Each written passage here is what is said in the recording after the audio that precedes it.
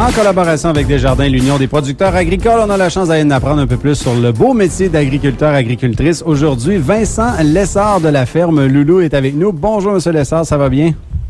Bonjour, ça va bien, c'est M. Turcotte. Oui. Bonjour, M. Turcotte, M. Veilleux. Oui, donc, ferme Loulou, vous êtes dans quel coin? Vous œuvrez dans quel domaine? Moi, je suis à Saint-Joseph-des-Érables. J'œuvre dans le domaine, dans le bovin de boucherie, dans le porc et dans la séricole. OK, donc 3 domaines qui sont quand même un peu différents. Expliquez-nous un peu les réalités de ces 3 domaines-là. En fait, j'ai une ferme familiale de 5e génération que ça s'est transmis de père en fils. Le porc s'est développé dans les 2 dernières générations. Avant ça, le porc, c'était quelque chose qui était un petit peu plus rustique pour tout le monde, un peu. Puis, dans le fond, le bœuf, j'ai une centaine de vaches à bœuf. J'ai un peu plus, environ 1100 porcs d'engraissement, puis 2500 entailles. On a reçu quelques agriculteurs ici à l'émission qui, justement, avaient aussi production bovine et porcine. Est-ce que c'est deux choses qui vont quand même de pair ensemble? C'est 2 productions qui se complètent bien parce que on se trouve à utiliser le fumier de porc pour faire bien pousser le foin pour les bovins. Là. Puis les bovins rentabilisent les terrains qu'on a besoin dans le porc pour étendre le fumier. Je suis curieux de savoir la mise en marché du bovin de boucherie. Est-ce que si je vais à l'épicerie, il y a moyen que j'aille du porc qui vient d'ici, pas du porc, pardon, mais du bœuf qui vient d'ici en Beauce, comparativement à, si on pense aux œufs, à tous ceux qui ont des mises en marché collectives, ça ressemble à quoi pour le bovin? Dans le bovin, de plus en plus, il y a des producteurs qui commencent à vendre directement dans des épiceries ou directement aux clients.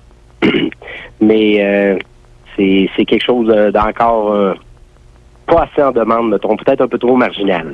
Là. OK. Oui. Et puis, pour ce qui est du domaine acéricole, si on veut, racontez-nous un peu, en fait, votre quotidien avec ces 3 productions-là. Comment ça se passe dans une journée? Ça doit faire des grosses journées, là. Ça doit faire des grosses journées, certains. C'est sûr qu'il y a des journées qu'on ne sait pas par où commencer. On y va avec les priorités, on traite les priorités. Mais c'est ça.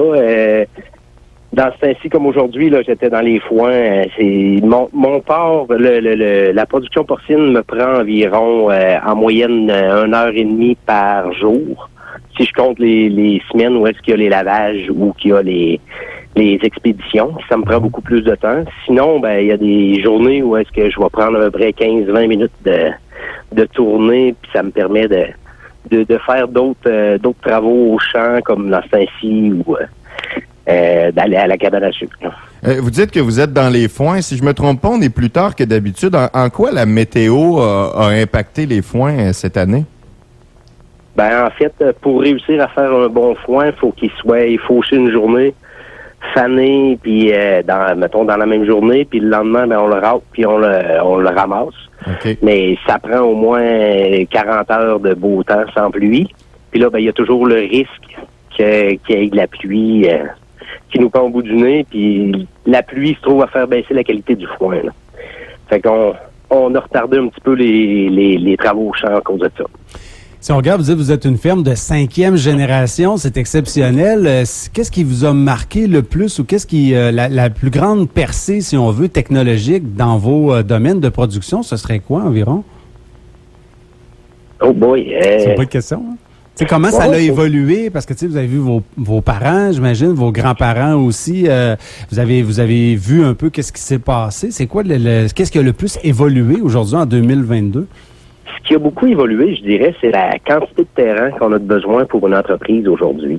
Okay. Aujourd'hui, moi, dans le fond, dans le temps, mon grand-père avait une terre, puis avec ça, il a élevé sa famille de 9 enfants. Puis moi, aujourd'hui, pour élever ma famille, j'ai besoin je cultive 5 terres. Là.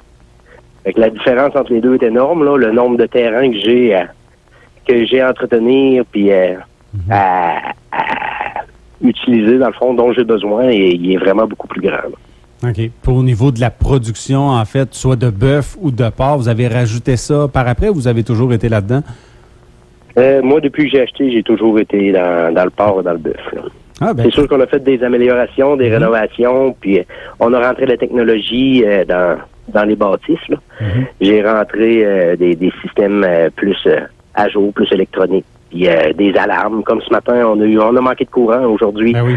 Fait que ça l'a fait sonner mes alarmes. Puis là, j'ai une génératrice qui part automatique parce que dans le port, si on laisse les animaux sans ventilation trop longtemps, ben ils vont suffoquer parce qu'ils se dégagent trop de chaleur. Puis ils passeraient pas au travers. Fait que j'ai à peu près une demi-heure pour aller mettre ma génératrice. Fait que ce que j'ai fait, c'est que j'ai mis une génératrice qui part automatique. Là. Mais j'ai quand même des alarmes puis un système qui m'avertit. Donc, super. Écoutez, merci beaucoup de votre témoignage aujourd'hui. Très content. 5e génération, c'est très bon. Vous souhaite la 6e qui s'en vient dans les prochaines années. Puis, merci encore de votre quotidien, M. Lessard. Bon, ben, merci beaucoup. Bon après-midi à vous. Bonne journée. On s'arrête.